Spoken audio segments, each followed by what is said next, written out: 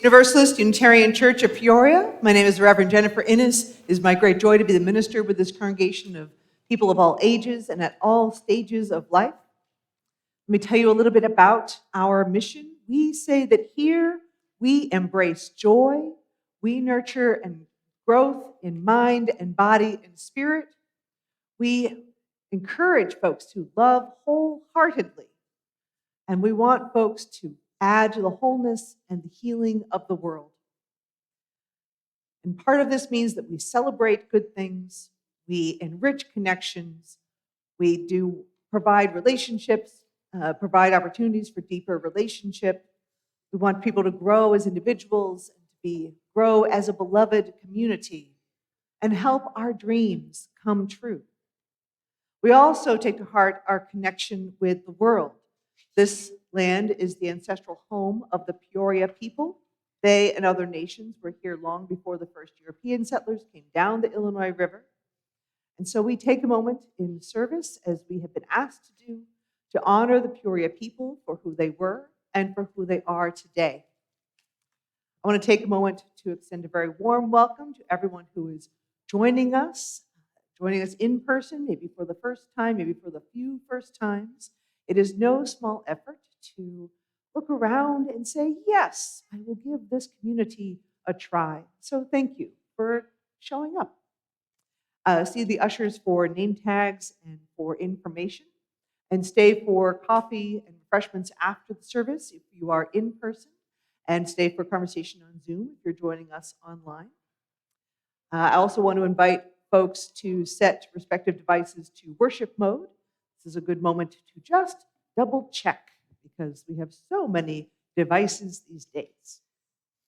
I love it, the enlarged vision too. Okay. I have a few notes for this morning. First, if you're needing a little moment of quiet, because I think at this time of year, many of us need a moment of quiet. That's this afternoon at 4 p.m. online. Jesse Laughlin will be offering a moment of sacred rest. yes, indeed, that actually can happen. It's a good practice. So see her if you'd like to know more about that. And coming up on Tuesday evening, it is, I don't know, there's something happening like this week, maybe this, oh, Christmas, right. So Christmas is coming. Christmas is coming. Christmas is here.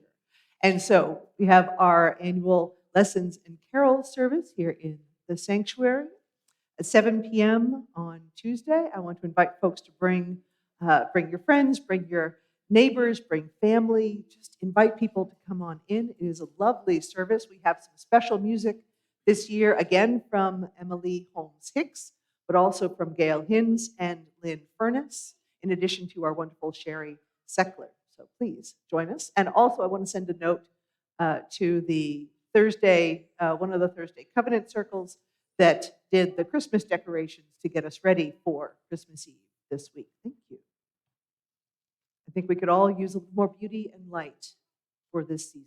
So come join us. Next Sunday, we'll feature a service that helps kind of say farewell to the old year and enter into the new with a burning bowl ceremony. Yes, we will be lighting something a little bit more on fire, not just candles. It's a good ritual to have that transition. I want to thank Jill Thomas and folks for leading the service next Sunday. I also want to note that in your email, you may have received a letter that you may have seen the end of year invitation to make a financial gift of gratitude to the church.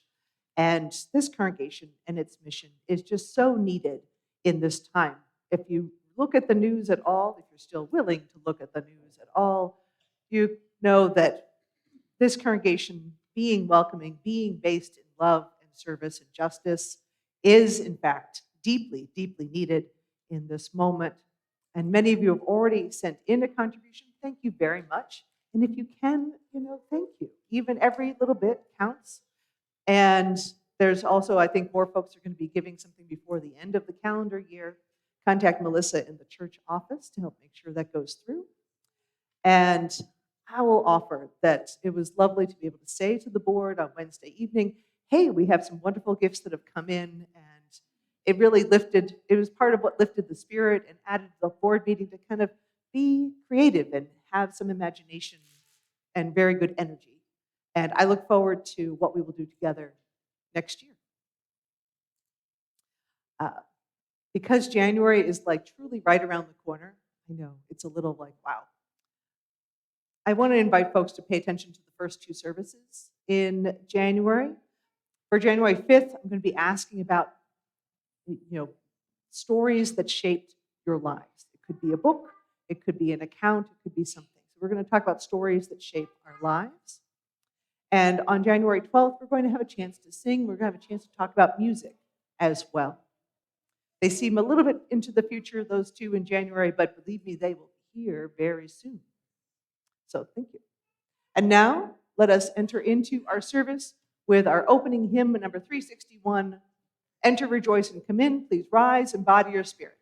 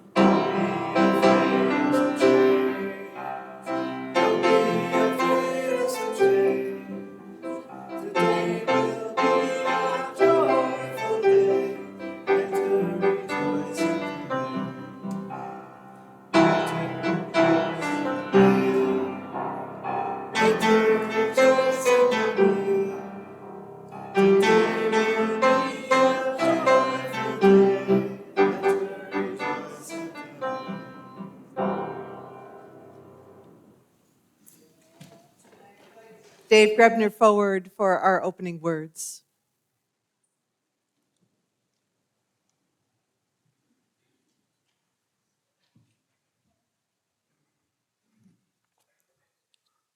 The Longing for Something More by Reverend Gretchen Haley.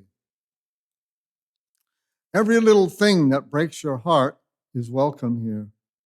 We'll make a space for it, give it its due time and praise for the wanting it represents, the longing for something more.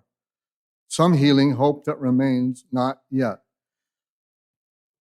We promise no magic, no making it all better, but offer only this circle of trust, this human community that remembers, though imperfectly, that sings and prays, though sometimes awkwardly, this gathering that loves, though not yet enough. We're still practicing. After all, still learning, still in need of help and partners, still becoming able to receive all this beauty and all these gifts we each bring. Come, let us worship together.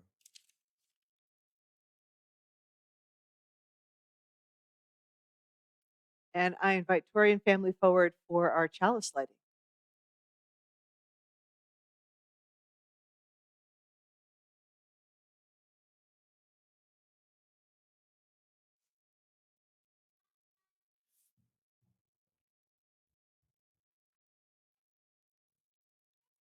We light this chalice for all who are here and all who are not, for all who have ever walked through our doors, for those who may yet find the spiritual home, and for those we can't even yet imagine. For each of us and for us all, may this flame burn warm and bright.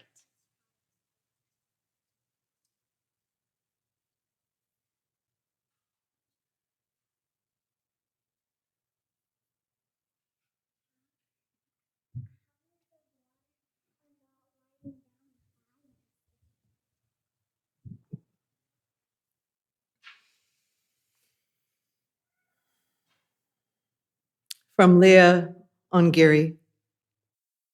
Here we are together facing our different human tasks, or maybe the same central one, to embrace the lessons life delivers, to discern and respond as we grow, to refuse harm and cherish flourishing. May we know ourselves as infinite possibility, holders of each other's heartaches and tales of joy alike, weavers of one story in which we each have our part. Let us enter into a time of candles and reflection. During a music for meditation, you're welcome to come forward and light candles for what is in your mind and on your heart. If you are joining us online, I invite you to let these candles be for you. And now let us enter into our music for meditation.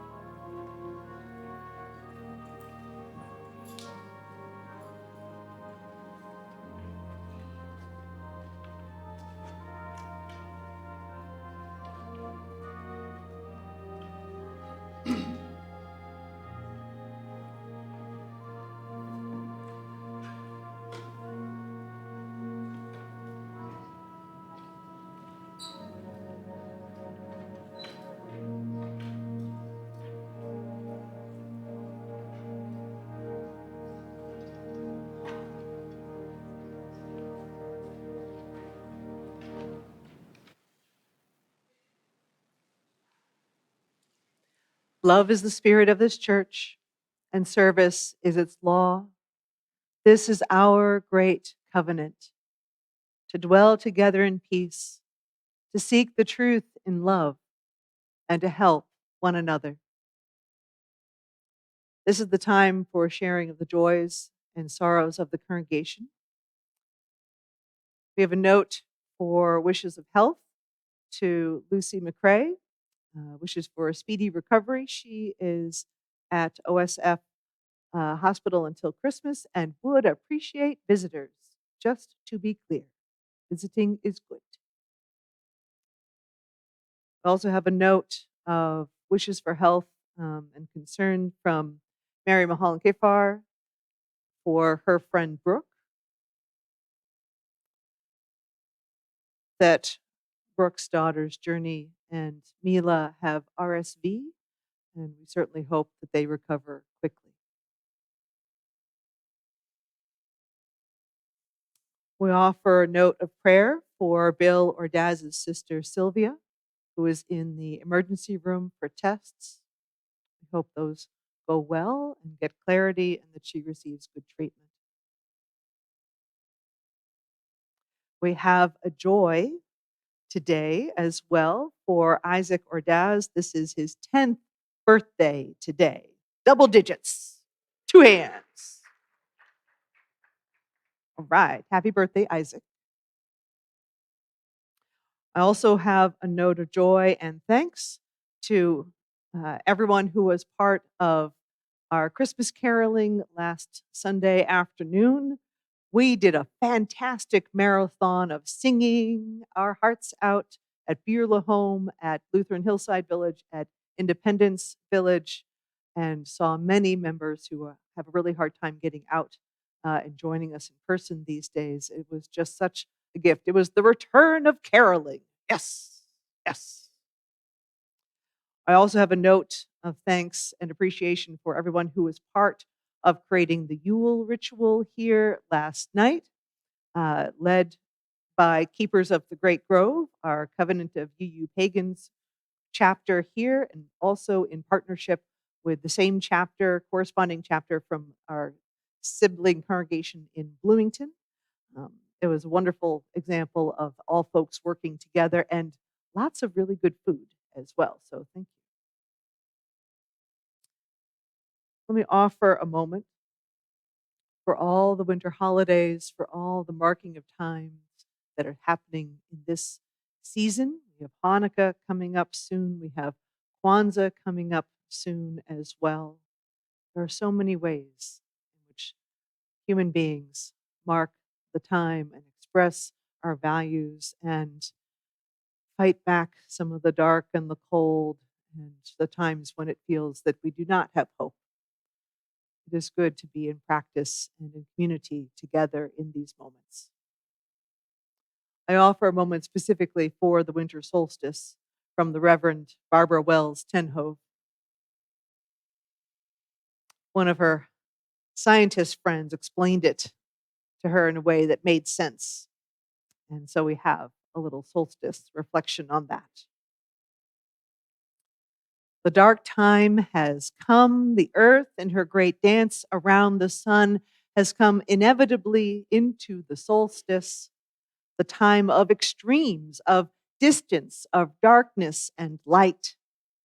In our hemisphere, we experience this as one of cold darkness, shortening days, lengthening nights. The earth is tipping from our perspective further and further away from the sun, and we wait. But the moment when darkness is greatest is not entirely predictable. The spinning dance of the earth continues, but for one brief instant, when the axis of the Earth's rotation crosses the center line of our orbit around the sun, the tipping stops for a moment, and we seem suspended in space, pulsing with potential movement and ongoing life. It is solstice, like a child's top that almost fell over, and we are saved by the spin and lifted up again towards the light. Let us keep in our hearts the understanding that we are always potentially moving towards, moving again, not just stuck in the places where we feel stuck, but potentially moving again toward the light. Let us hold one more moment of quiet. Let us pause to breathe together in this circle of care. Let us pause and be present for this moment, the one moment we know we have. I invite you to breathe with me.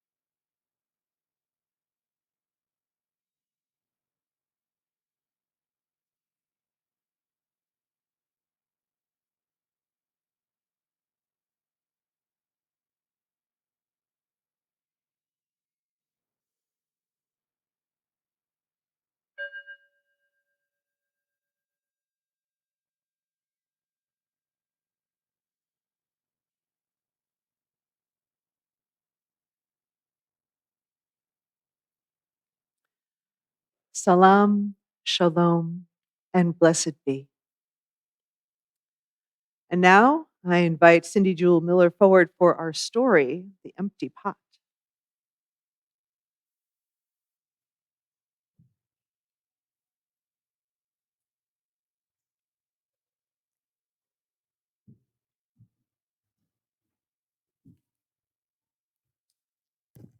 Good morning. The Empty Pot, adapted by Tarina Carter, DRE of UUBN, from the book by Demi. In a time that was and was not a kingdom with a ruler who was really ready to retire. This ruler, named Sam, was kind and just making sure everyone in the kingdom was treated fairly and all worked together to be sure everyone had what they needed to live a good life. And that was a lot of hard work. And Sam was really ready to what? Retire and turn the job over to someone else. 3 people were in the running for the job, all evenly matched in every way. Sam wasn't sure what to do, how to pick, how to choose, until, aha, an idea. Sam gathered all 3 together and announced, "Before each of you is a big pot full of the best soil from the lands. I'm giving you each a bag of seeds. Do what you can to make them grow. Return in 1 year. No, wait, return in 6 months because I'm really ready to what? Retire. That's right. Return in 6 months with your pots, and I'll choose one of you as my successors to be the ruler of this kingdom." So the 3 gathered up their big pots, their bag of seeds, and returned to their homes. Each buried their seeds and watered the soil and put their pot in the warm sun. One person turned their pot every day so all sides would get the sunshine. Because some people say making sure the pot is evenly in the sun helps plants grow. One person sang to the seeds because some people say singing and talking to plants help them grow. And one person put worm tea on the seeds because some people say putting worm tea on the soil helps plants grow. Day by day, week by week, month by month, time passed until it had been 6 months. The three put their pots in carts and returned to the ruler named Sam, who was really, really ready to what? Retire. Ugh. The first person presented a pot filled with the most beautiful lemon tree. Sam breathed in deep to smell the citrusy tang of the ripe lemons. The second person presented a pot with beautiful flowers, purple larkspur, orange butterfly weed, yellow coreopsis. Sam could see bees buzzing from colorful flower to flower. The third person, the one with the worm water, I think, presented a pot filled with soil and nothing else. Sam looked at the soil, looked at the person standing behind the empty pot who was so embarrassed and disappointed and couldn't look up from the floor. And then Sam slowly smiled. This is the person who will take over as ruler of the kingdom. What now? Said the person with the pot filled with the lemon tree filled with lemons. I must have heard you, said the person with the pot filled with overflowing flowers and buzzing bees. Even the person with the empty pot looked up and said, are you sure? I tried and tried to make seeds grow, but nothing happened. Sam, the ruler, smiled and said, what I gave the seeds to all three of you, I did not tell you that it was not possible for plants to grow from those seeds. I wonder how the two of you made the impossible possible. The plants in the pots brought by you are not actually from the seeds that I had given you. Only one of you was honest and true to yourself despite temptation. And Sam, who was really, really ready to retire. Sam retired, and the new ruler took over, and the first official duty as new ruler was to put both of the other candidates, one with the pot filled with a lemon tree full of lemons, and one with a pot with overflowing flowers, in charge of the kingdom's gardens. Good idea. I wonder and hope you'll wonder with me this week about times when you've been tempted to not be true to yourself. I wonder what would help remind you to resist the temptation. Thank you.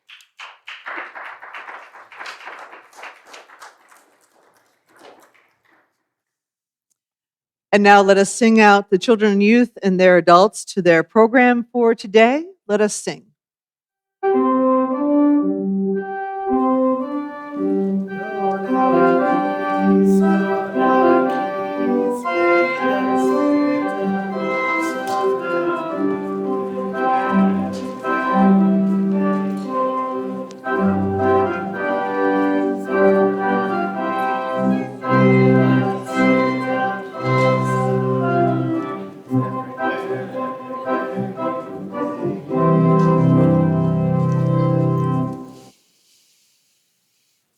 It is so good to be part of a community. I marveled yet again as I was watching people come into the church from my office as I was getting ready for this morning.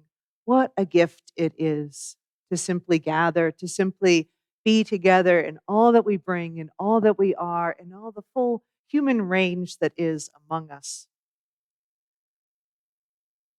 We are so inspired, I know, in every moment to deepen our understanding, expand our vision, and be good stewards of our world. And so, in that spirit, we receive an offering on our Sunday service as a reminder of that love and generosity that is at the heart of our religious community.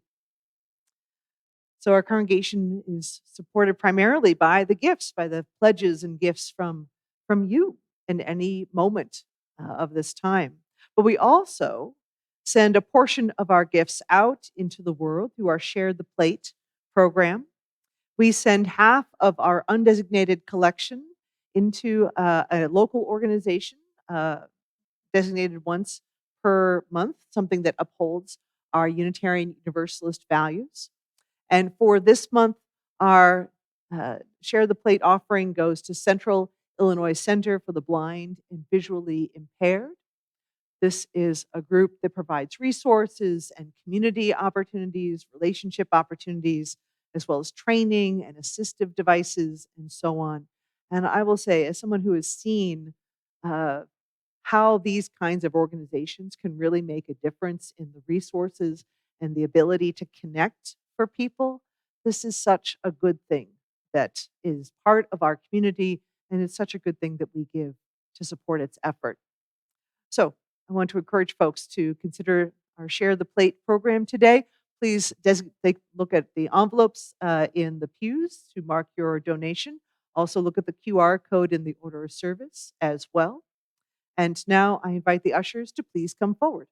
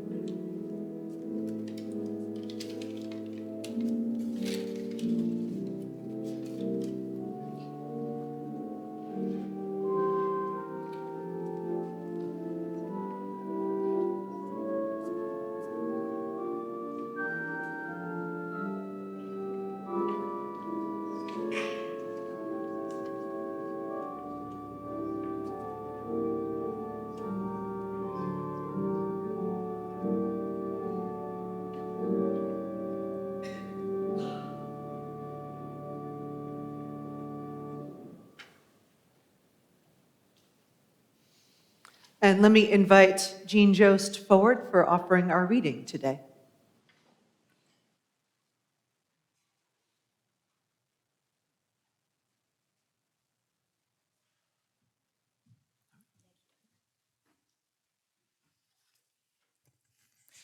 Good morning. The reading today marks us as valuable, a great view in the season when we are said to inherit the gift of Christ.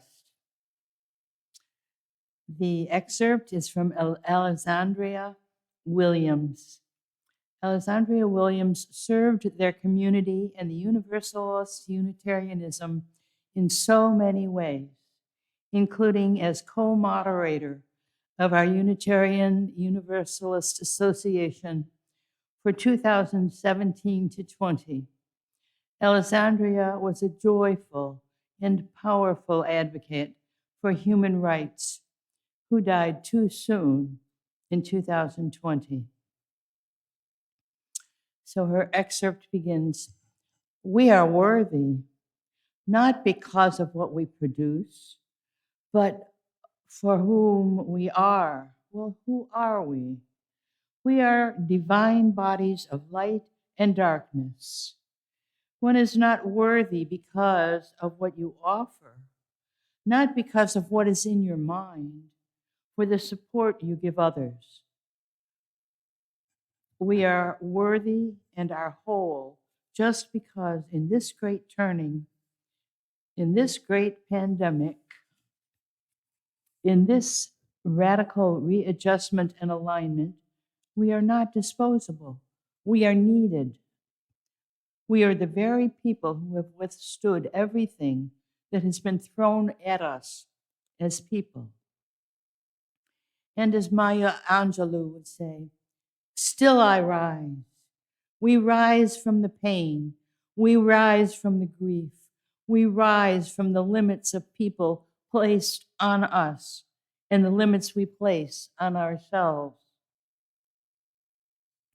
We rise to be our true selves in relationship to our families and our communities, and this one particular, recognizing our liberating and our whole selves, honoring them and others as we strive for abundant communities, abundant lives, abundant relationships, and abundant values and cultural manifestations. We are worthiness personified. I, you, and we are worthy and deserve a life where we are not always fighting for our existence. I'm seeing it as liberty. It's on the verge of our holiday season coming up in the next couple of days, and I want to wish each of you a lovely holiday season, both on Christmas, New Year's, and any others you celebrate with your friends and your family.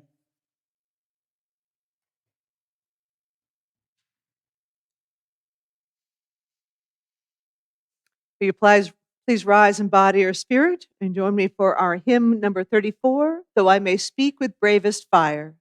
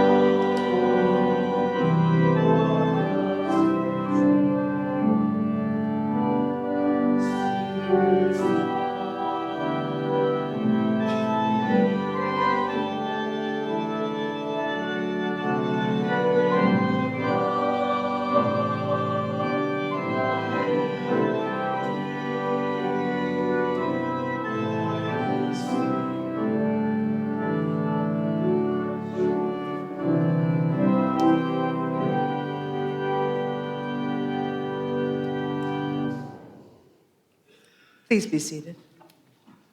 So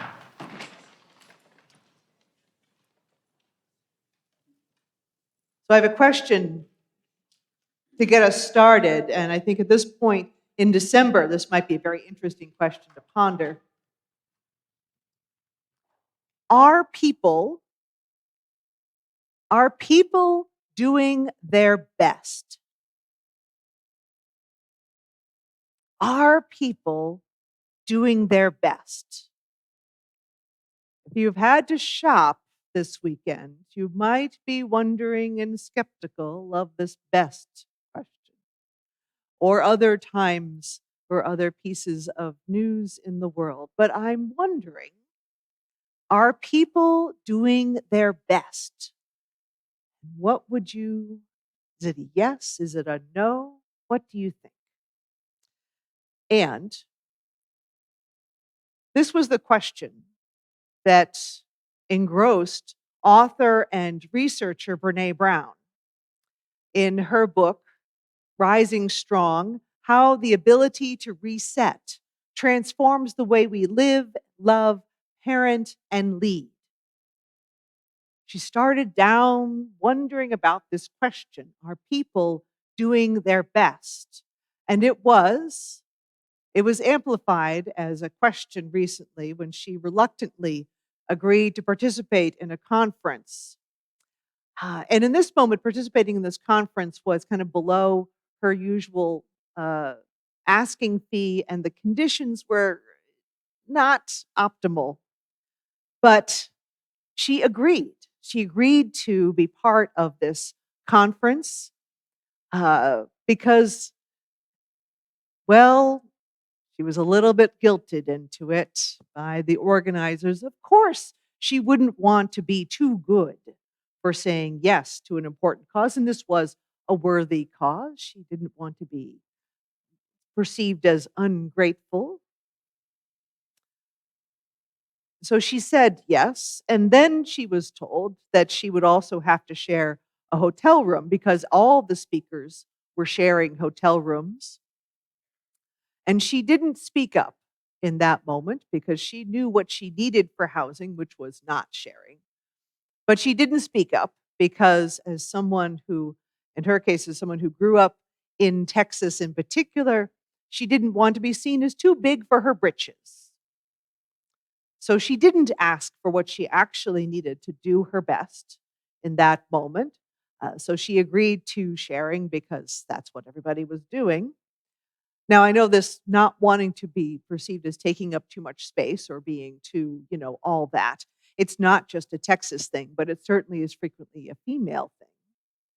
Well, we have learned, many of us have learned to go along with conditions, even though we know it's not that great for us. So, as a result, she went to the conference feeling somewhat resentful already. And then when she got to her hotel room, she was sharing with someone who, okay, the description of this is, oh my gosh, in full length in one of her podcasts. But in short, this woman smeared frosting on the hotel furniture. So gross and so disrespectful, and truly didn't care. Like, oh, it's not mine. Why should I care? And then proceeded to go out on the balcony and have a smoke in a non smoking hotel room. And Brene Brown was so, like, tried her polite, civil best. I think this is a non smoking room. In fact, I think it's a non smoking hotel. And her roommate was like, I'm out on the balcony. It doesn't matter. And it became worse and worse and worse. And Brene Brown was just outraged at a certain point at how her roommate not just ignored basic consideration for respect for property, but also seemed to literally blow her off with continued smoking. Now, the event was fine, and Brene Brown fumed all the way home.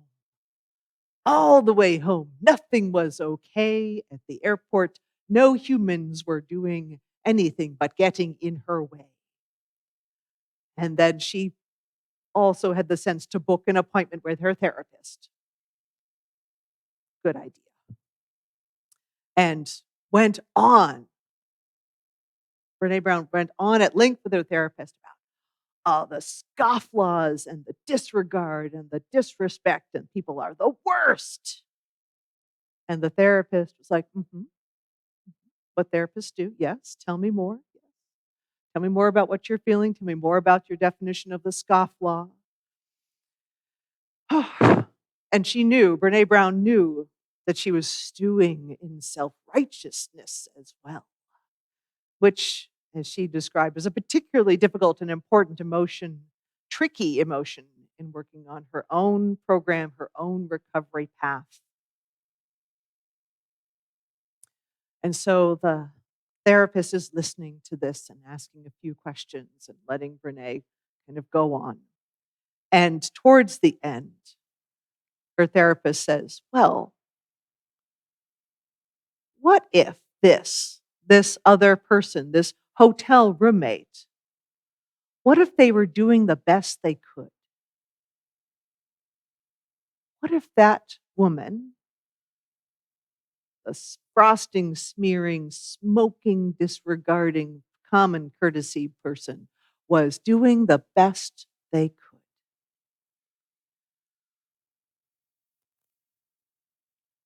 Ugh, of course not. Of course they're not doing the best they could. That certainly was Brene Brown's first impulse. And I have to say, as I heard the story, I'm like, oh my gosh, no. Ugh, of course they're not. But now you've raised the question. Ugh, I guess it's worth asking. Are people, not just this woman, but people, all the people that Brene Brown encountered on the airport, coming home, all of this, are people doing the best they can? Now, I want to make a point that this is different than assuming good intentions. This is not that. These are two different conversations. Are people doing the best they can?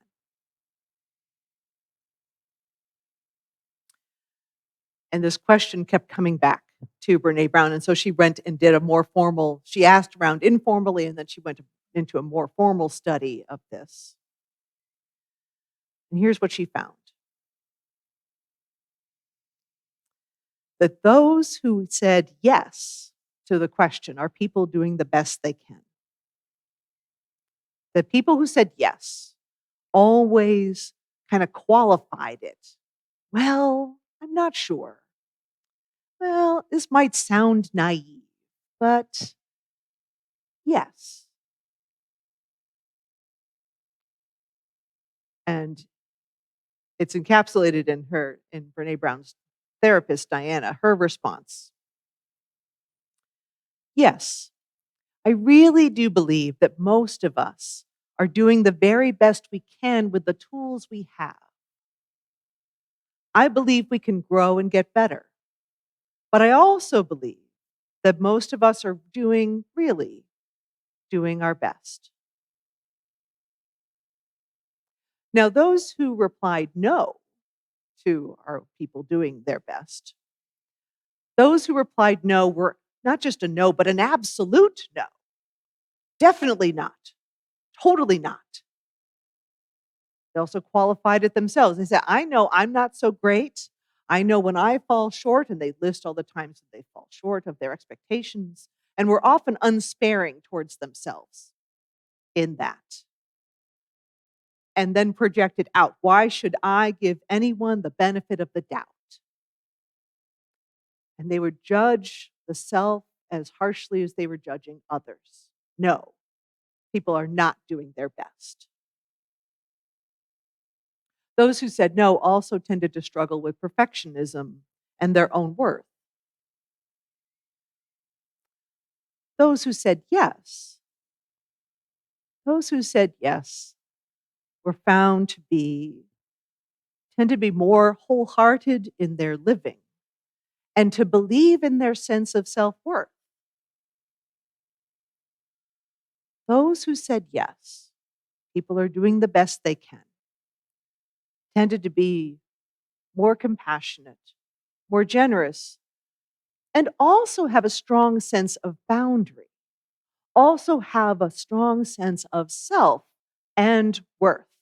Never perfect, always a work in progress, but I know who I am. And from where I am, I can see that I think people are doing their best and that people can keep trying. As Diana said, there's the possibility of growth.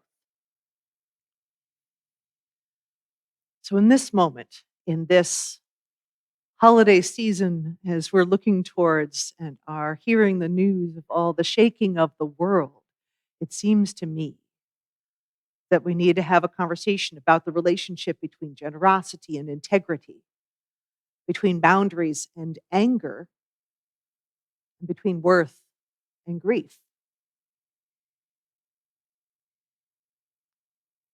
Because it occurs to me as I'm thinking about this how much energy we put into judging ourselves and others. How much energy we put into judging ourselves and others. And where do we want to actually spend our energy? In this season, when we're singing with joy, when we're called to love and abundance, how do we define ourselves that we may respond to that larger call of hope, to the sun returning as we are on the other side of the solstice, to the birth of the new child who will overturn the empire? We have these invitations to possibility. How shall we show up?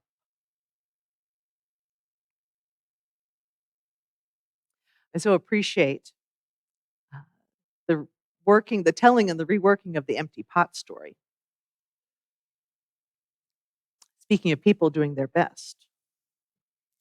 So in its earlier form, it's not a story that I tell if at all possible. In fact, I avoid it because in its more original version, there is a king and he's subjecting his own children to this test of go and grow things with seeds I know you can't do anything with.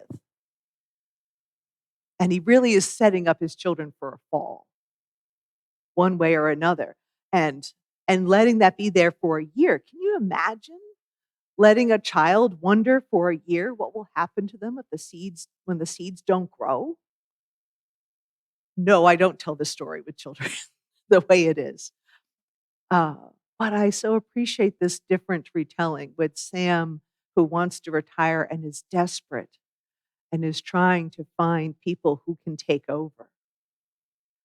I can't really fault the people, the people that are in line to take over, those potential candidates, for finding ways to show up with things that bloom. I really feel for the one person who came back with the empty pot and confessed. It's like, I failed. I failed. I did my best and I failed.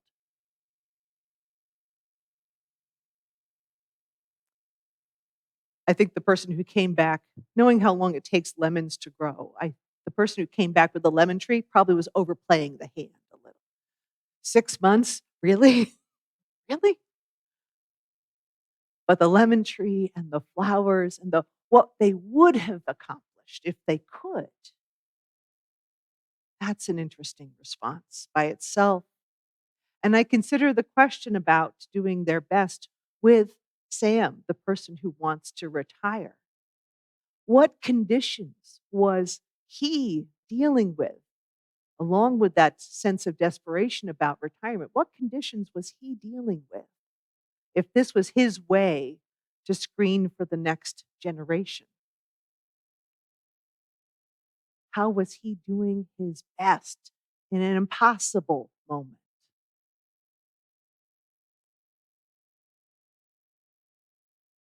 Are people doing the best they could?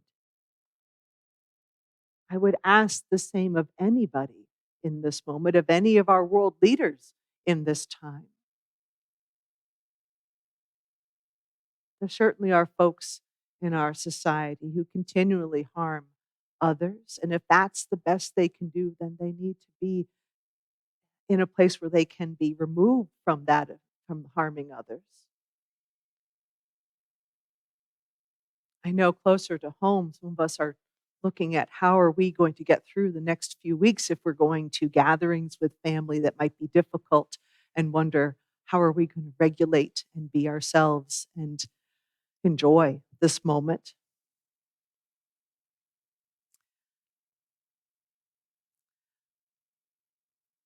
There is no faster regression than going home. There's no faster regression than going home, from going away from what we think is our best and our ability to be present. How much we can be triggered by difficult situations.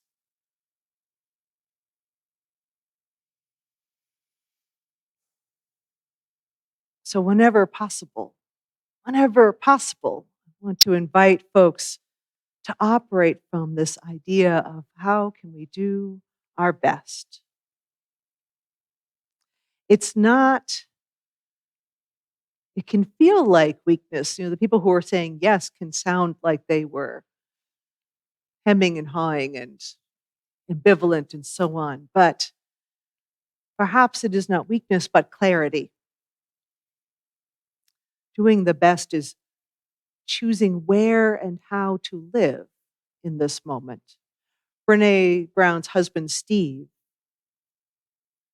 has a response in her most self-righteous moment before she really kind of sorted this out with her therapist.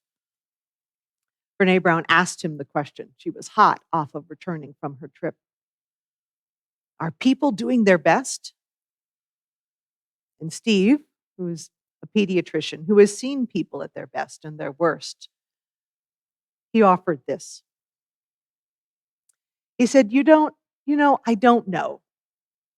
I really don't. All I know is that my life is better when I assume that people are doing their best. It keeps me out of judgment and lets me focus on what is and is not, as opposed to what should or could be.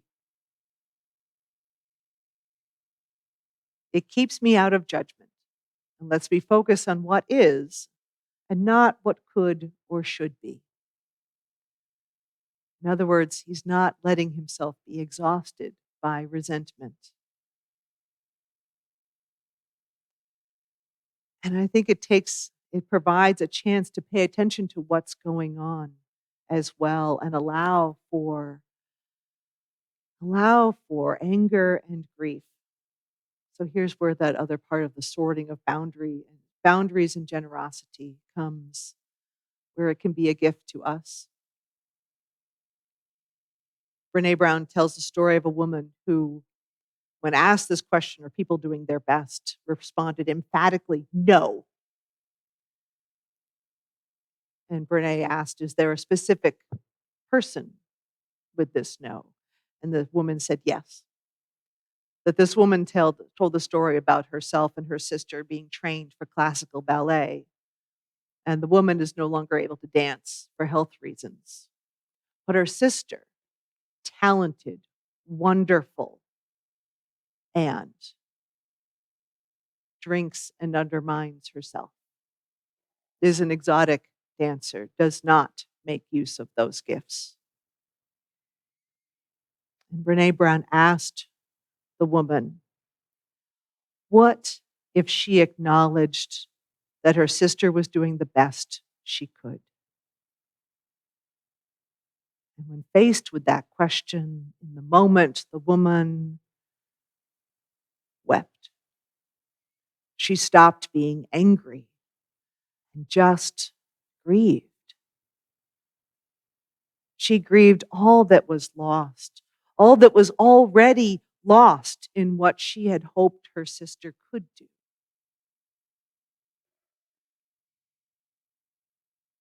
In this relationship between generosity and integrity and boundary, and reactions to saying, no, people are not doing their best, it's often showing up as a rigidity about anger and fear, about grief for what is not going to happen, about wanting something different and it's not going to happen, about the death of something that could be, and facing what is. So, doing our best is an acceptance of where we begin and end, including our own definition of who we are, what we can and cannot determine, what boundaries need to be in place for me to be in my integrity and be generous toward them. What are the boundaries that need to be in place for my integrity and to be generous toward those people? Be able to give from strength and self, and acknowledge when we might not be able to give. This is so much that we navigate in this moment, in this time of having to say no, having to make a hard choice about giving and having to stop.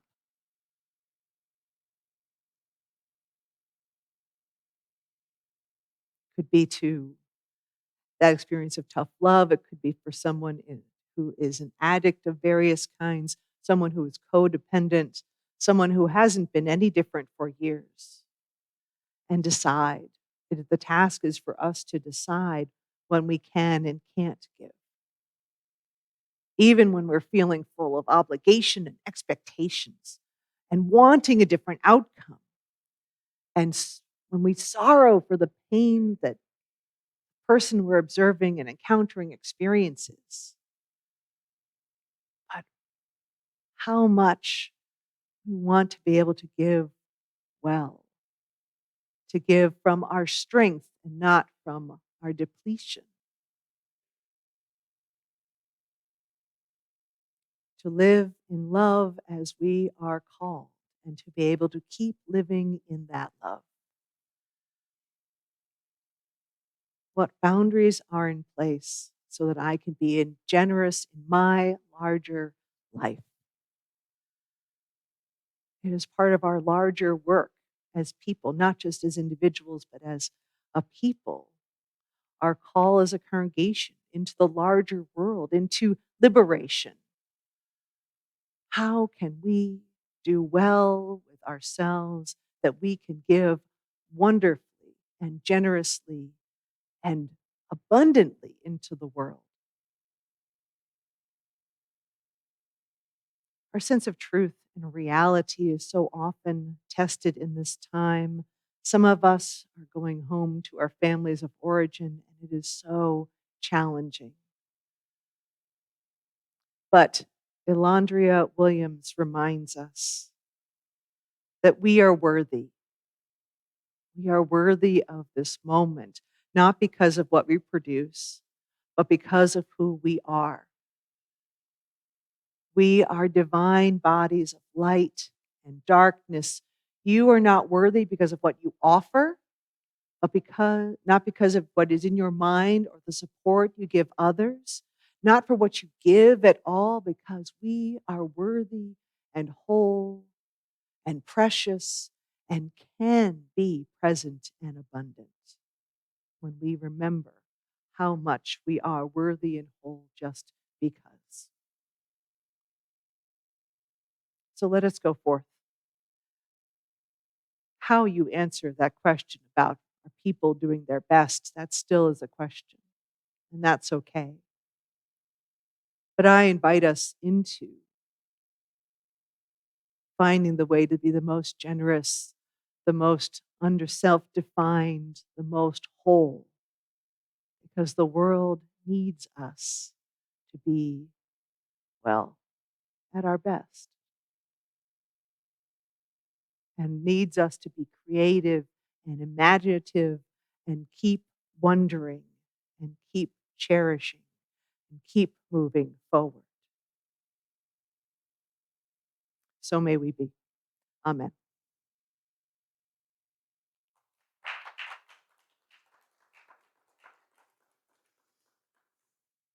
I invite you to rise in body or spirit for our closing hymn, number 298, Wake Now My Senses.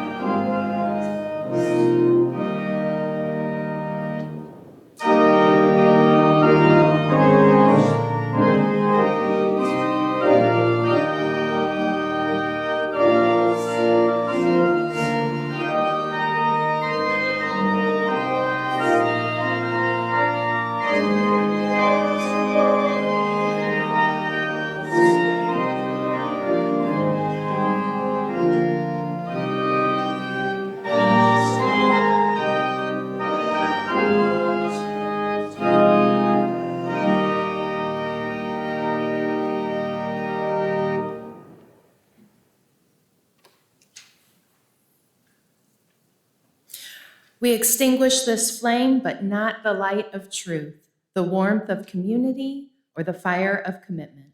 These we carry in our hearts until we are together again.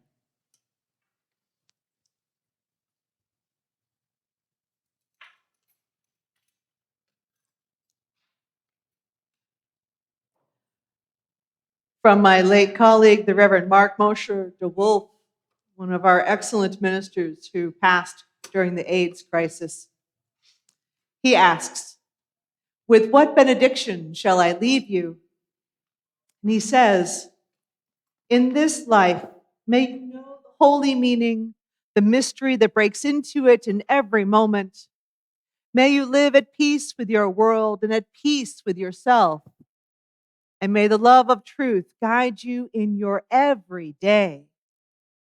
Our worship is ended. Let our service begin.